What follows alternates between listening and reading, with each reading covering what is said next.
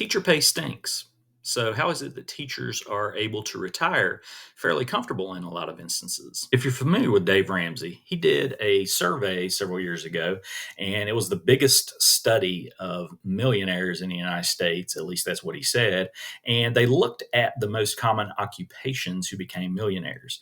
And it's somewhat surprising, but teachers were number three on the list. They came in ahead of attorneys, and you don't even find doctors who you would think would be some of the highest paid people in society. They're not on the list in the top five at all. So, why exactly can teachers retire fairly comfortably in a lot of instances? That's what this video is going to talk about. My name's Chris, and if you've not been here before, I like to talk about personal finance. I like to talk about travel hacking, how you can travel for pennies on the dollar. And I'm a teacher myself. So, teachers and public employees are kind of who I'm trying to aim at. And if that's you, be sure to subscribe and also hit the like button so that this can get out to more people and help them to understand where they kind of stand. So, the most important thing to remember about teachers and how they're able to retire comfortably is the fact that they save for retirement.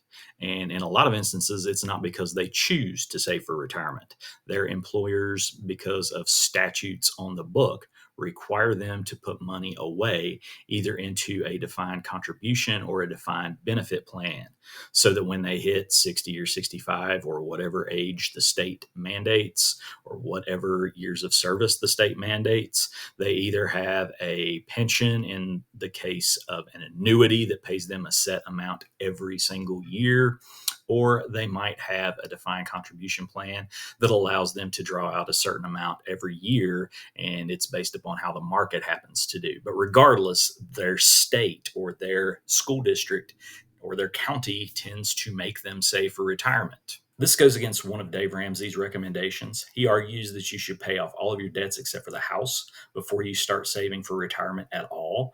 But if you work for a state or local government or a county school system or a community college or university that is run by the state, you're probably going to have to pay into their retirement account whether you want to or not. So you don't have that luxury of paying off your debt and then saving. What happens is a lot of people will take so long paying off their debts that they don't have time to save for retirement in the future. And that's leading to a retirement crisis of sorts in the United States.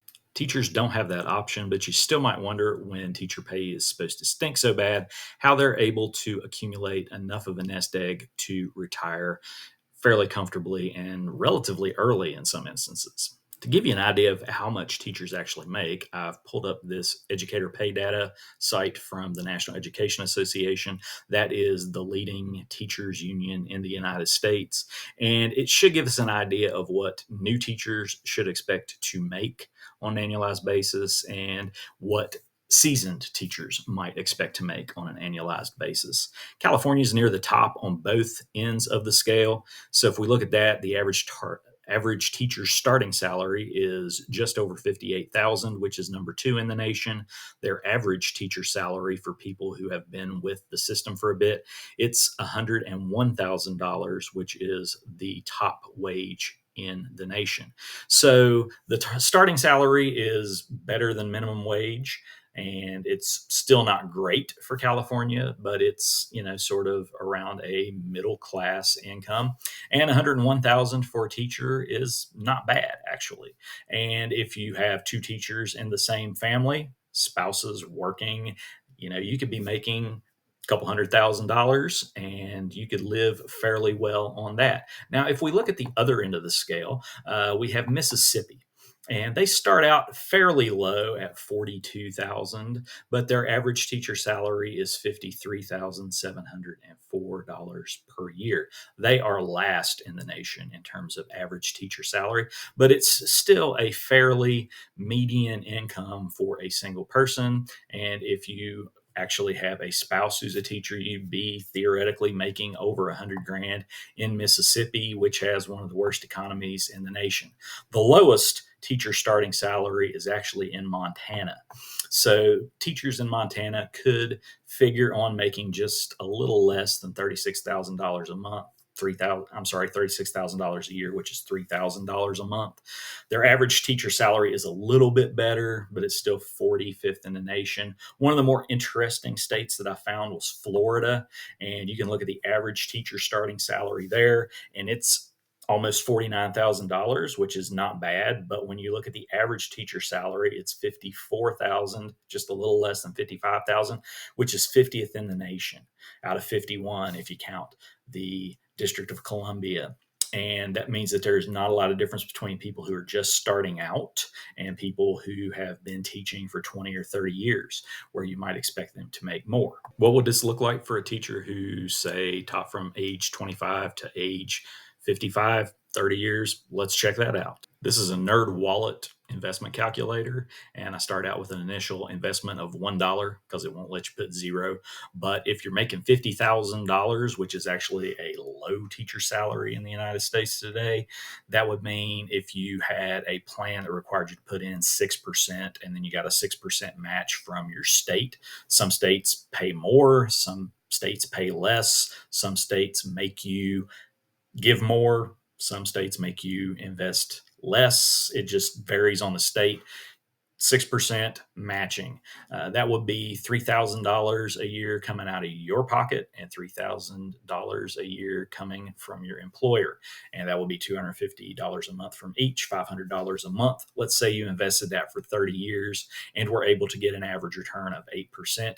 You could expect, if you start at age 21 or 25, to have, by the time you are 51 or 55, 30 years later, you could expect to have over $700,000 in your account. And if you kept working for another 3 or 4 or 5 years, you could very easily find yourself a millionaire, which is pretty cool. So that's one of the reasons why teachers can retire a little bit earlier than a lot of people and retire a little more comfortable than other people can retire. Another thing to remember is the fact that teachers in a lot of states are able to get incremental pay increases.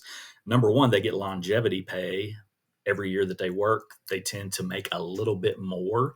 And then over time, the teachers' unions or the legislature allows them to get a bump in the base salary, and they get their incremental increases from there. There are also steps that you can take to make more money. So if you get a master's degree, for example, you'll get a higher salary. If you get a master's degree plus 30 hours, or an educational specialist degree, or a doctoral degree, you'll get more money. And sometimes you can do that fairly inexpensively. You're not going to probably be able to do it for free, but you don't have to spend hundreds of thousands of dollars to do that. And you can get a fairly substantial increase if you're able to do that. So that helps teachers out when they're trying to make money and save money for retirement. One final point that I would like to make is the fact that teachers tend to live fairly modestly. They're not going to make $300,000 or $400,000 a year or more. So they're not going to go out and buy the $750,000 house. They may have a $750,000 house if they bought it for $100,000 or $200,000 in California 30 years ago, but they're not going to buy it today. They're going to live more modestly, and they're going to keep their standard of living fairly steady over a period of years rather than let that inflation in their lifestyle hit and spend all the money that they have. So the fact that they're able to save money because the state makes them, and the fact that they live fairly modest lives in a lot of instances, allows them to retire in some instances more comfortably, and in a lot of instances more rapidly than people who make a whole lot more money. So anyways, I hope you enjoyed the video and learned something from it. If so, be so kind as to subscribe to the channel and hit that like button, hype the video, and all that good stuff. I appreciate you watching, and until next time, have a good one.